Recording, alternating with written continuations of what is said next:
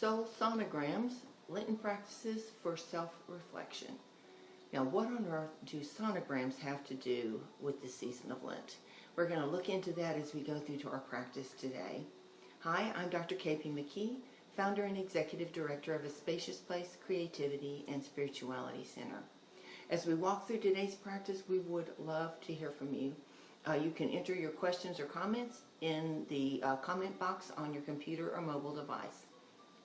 So for today's practice, we need just a few supplies, something that you can create with some kind of drawing implement. I have colored pencils here, or markers, crayons if you have them, or oil pastels. Any of those will work great for this.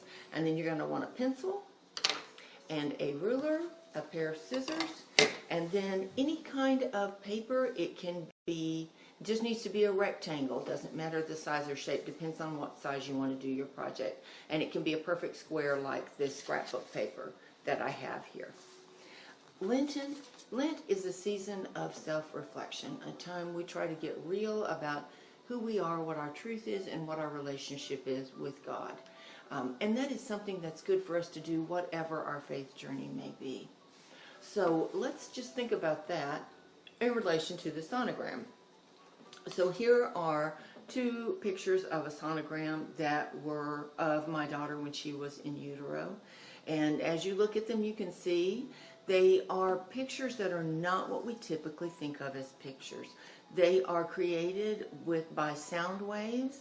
So since it's not our typical way of looking at a photo or a picture, we have to kind of slow down and really attend and ask ourselves, what am I seeing here? Also, these sonograms reveal what is hidden to our usual way of seeing.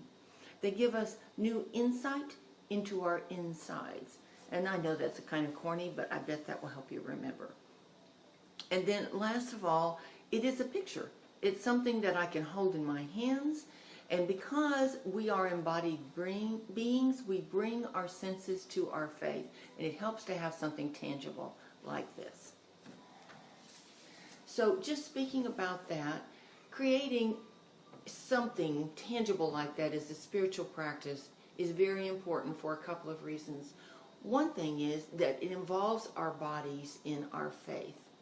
And also, it provides us a sensory and daily reminder to act out the faith that is ours and make it real in our daily lives. You can take this project and put it wherever you would like to have it, on your mirror in the morning, packed into your pocket or your purse, and it can be with you and accompany you as something tangible that you can take with you. So what are we making today? We are making cruciform books.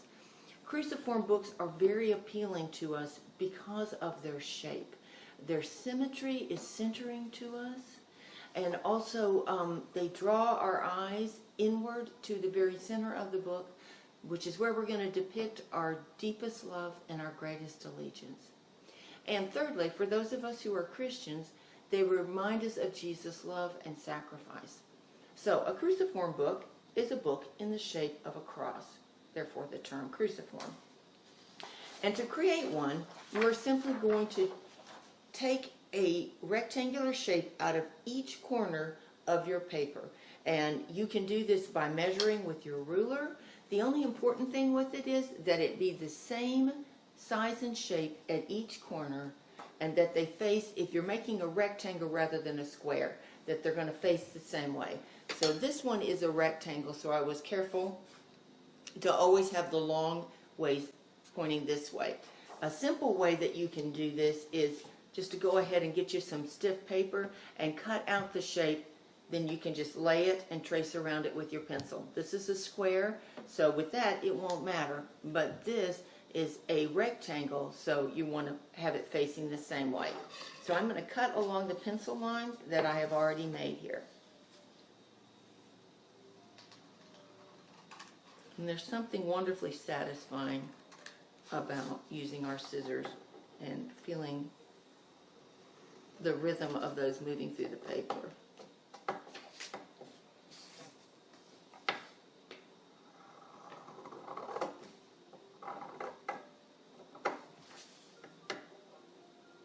listen to the sound it makes. We feel the paper beneath our fingers and the cool metal of the scissors. The texture of the paper. We can see the paper as it comes away and the shape taking form.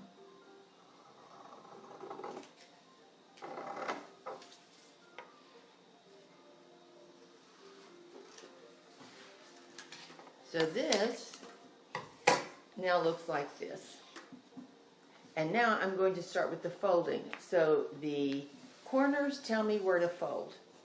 And I'm going to fold in. I'm just going to go, you can go clockwise or counterclockwise, does not matter. You just want to go in the same direction.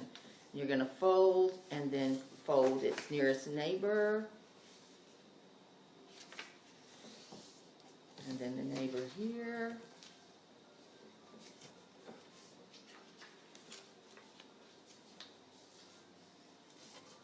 And then the last.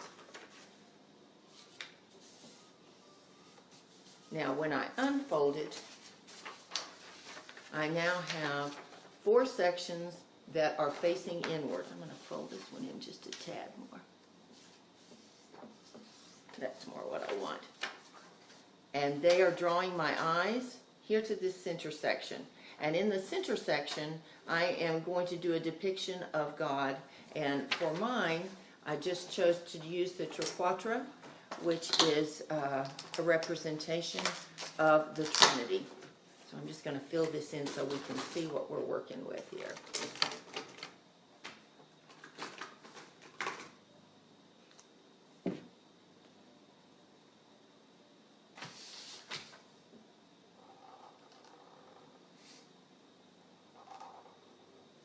I'm using my primary colors, because when we combine them, they make all the colors of the color spectrum, and I think that's a powerful image. The yellow probably will not show up great for us, but well enough that we can see what we're doing. And I'm just going to fill in the center with green so we can kind of see what we have going here.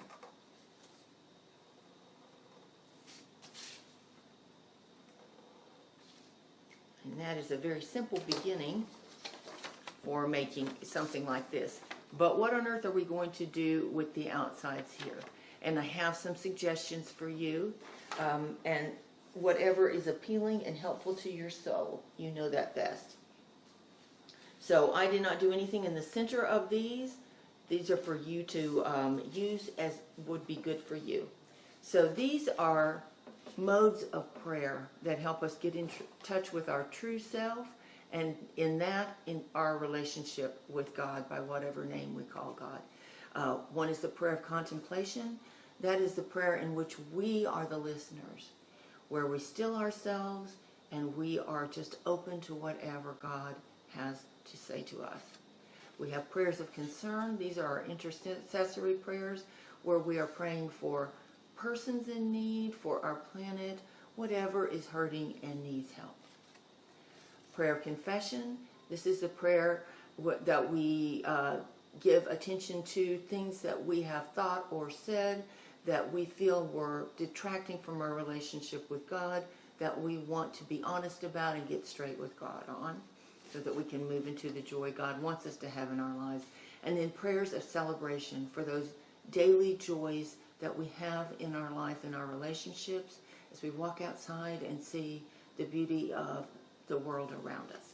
So we can look at prayers as one way into the center for that which we love the best and is our deepest allegiance.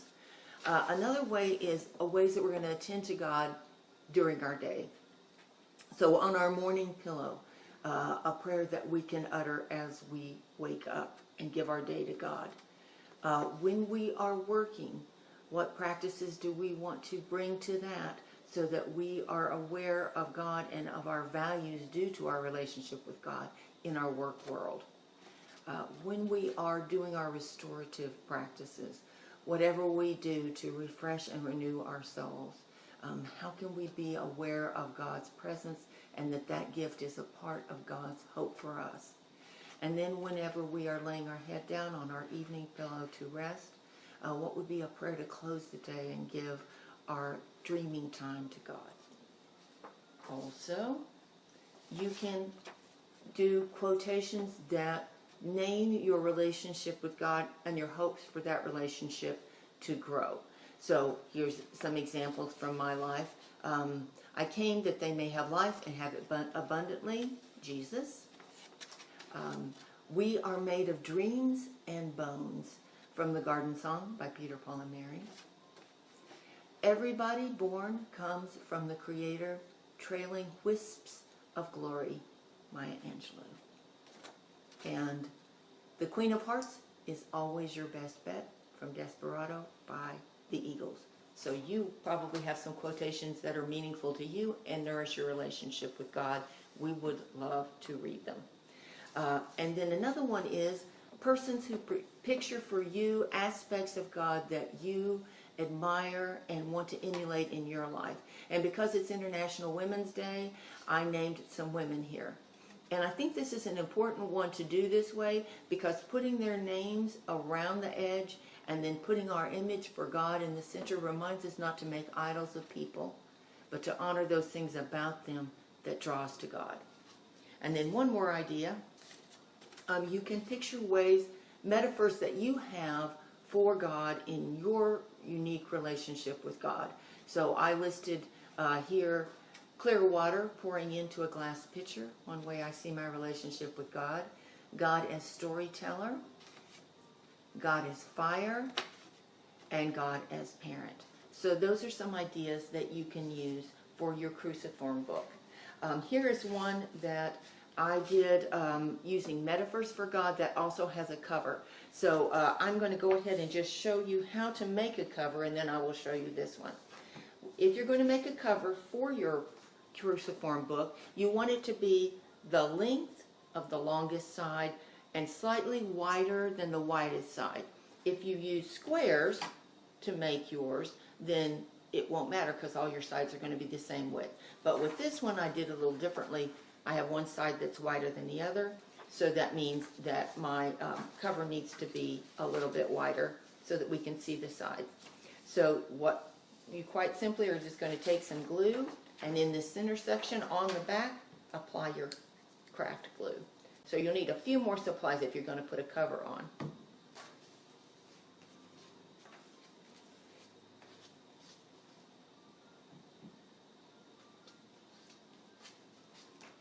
I'm going to do just enough here so we can see what we're doing.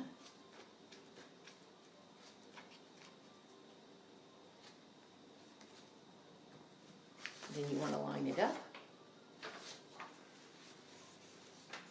You want to have your sides there so you have kind of equal distance on each side.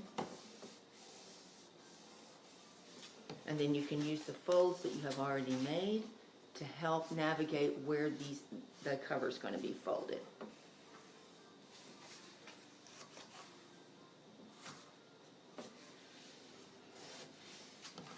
And you can do whatever decorations you want on the outside.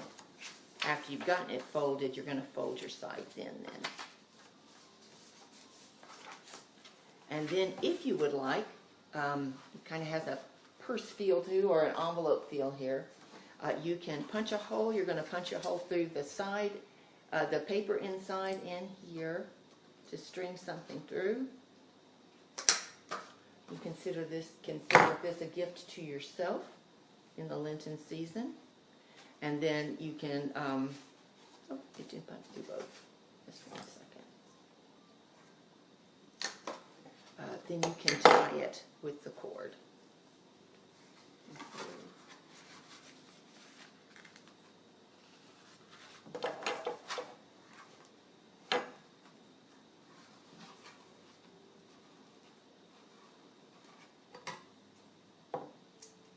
And you have something beautiful that you can have and take with you, whatever you want to do on the cover here. So here is one that I finished off with a cover. I used some scissors that had pattern to them to cut, and I also collaged the front of this one. These are metaphors that Jesus used to describe himself and I pictured these.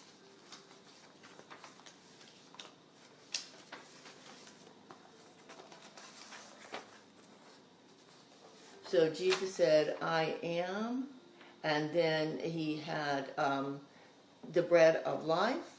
I am the true vine. I am the way, the truth, of the life, and I am living water. So that is the one that I made because those are potent metaphors for me.